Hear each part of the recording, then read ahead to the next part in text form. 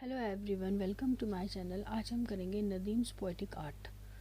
Nadeem is a master of language, perfect in his choice of words, rejecting the worn out poetic conventions, epithets, and imagery. He gave a new life to the Kashmiri poetry. He transformed the speech of everyday life into a new poetic language and gave it a strength it had not known before. In the words of G.R. Santosh, the internationally renowned painter-poet Nadim became beyond doubt, the foremost modern poet with an unusual mastery of language, using each word with a telling effect. ये बोल रहे हैं कि नदीम जो हैं वो master हैं language के एंड पर उनकी जो चॉइस है, चॉइस करते हैं जो वर्ड्स को, वो बिल्कुल परफेक्ट है। उन्होंने पुरानी कन्वेंशनल जो पोइटिक जो कन्वेंशंस हैं पुरानी, उनको रिजेक्ट कर दिया एंड एपिथेट्स नहीं लिए, इमेजरी नहीं ली। उन्होंने कश्मीरी पोइट्री को एक नई लाइफ दी और ट्रांसफॉर्म किया एवरीडे लाइफ को एक नई लैंग्वेज में and give it a strength, और इसको स्ट्रेंथ दी। इससे पहले किसी भी पोइट ने कश्मीरी लैंग्वेज को ऐसी स्ट्रेंथ नहीं दी थी। जी.आर. संतोष जो हैं, उनके शब्दों में जो ये दीनानाथ नदीम जी हैं, वो इंटरनेशनली रिनाउंड पोइट हैं, पेंटर पोइट हैं एंड उन्होंने मीन्स एक ये जो लैंग्वेज है इसको मास्टरी दी है एंड हर एक शब्द जो है उनका कुछ बोलता है। The language he uses is still the spoken language in Kashmiri. जो उन्होंने लैंग्वेज यूज़ की है वो अभी भी स्पोकन लैंग्वेज है कश्मीर की। तो जो दीनानाथ नदीम जी हैं, उन्होंने एक बार ज़फ़र अहमद कोई रिपोर्टर रहे होंगे, उनको इंटरव्यू में बोला था, Kashmiri poetry needed a new voice and a new idiom and I could give it. No Kashmiri poet of the modern times has equaled Nadim in his excellent use of imagery. मतलब उनके जैसे तो कोई भी और पोइट नहीं हुए हैं। उन्होंने बहुत ही एक्सीलेंट इमेजरी यूज़ की है। शिकिल कुल is a wonderful treasure house of symbols and images.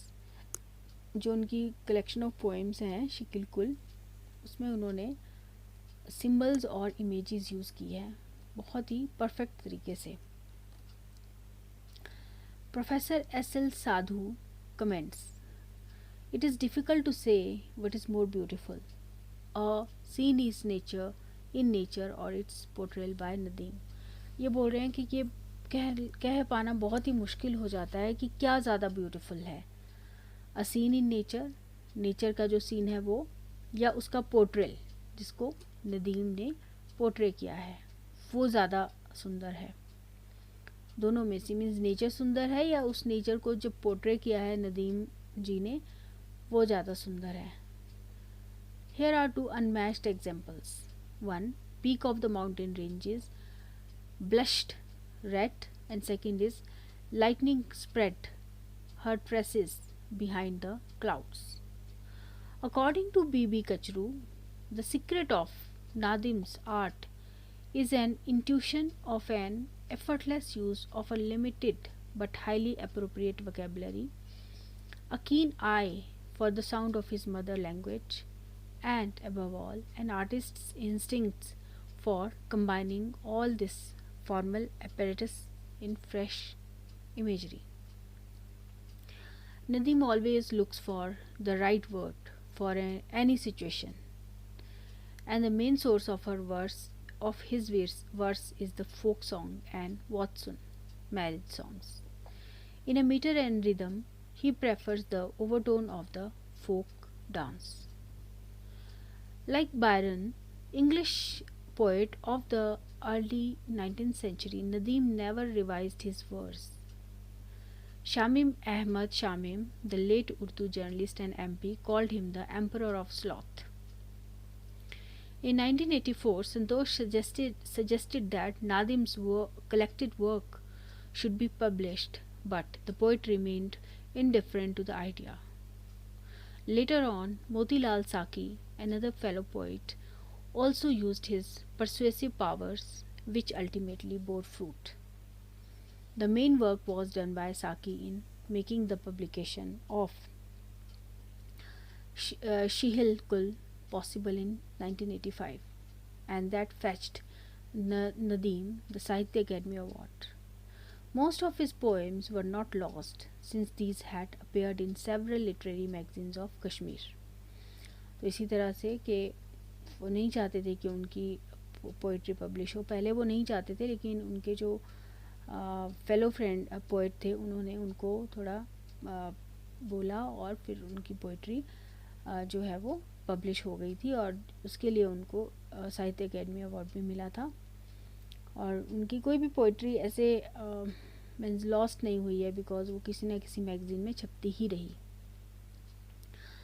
Nadim was a literary giant of his time and perhaps the most outstanding Kashmiri poet of the second half of the 20th century.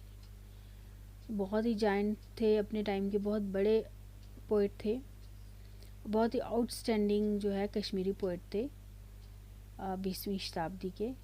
He surprised the followers of the traditional literary art by his firm belief in the power and potential of the Kashmiri language. अब उनसे पहले तो कोई भी नहीं लिखता था कश्मीरी इसमें लैंग्वेज में ना, लेकिन उन्होंने कश्मीरी लैंग्वेज में लिखा। He used the speech of the common people as the medium of his poetry. He experimented with and introduced new forms of verse, the sonnet, haiku and opera. At the same time, he drew freely from the old Kashmiri forms like the Waq of Lal Ded, the great mystical poet of the 14th century. The popular Watson of the later romantic poets and the folk songs of Kashmir. Harivansh Rai Bachchan, the eminent poet, translated 2 of his poems into Hindi. So thank you so much.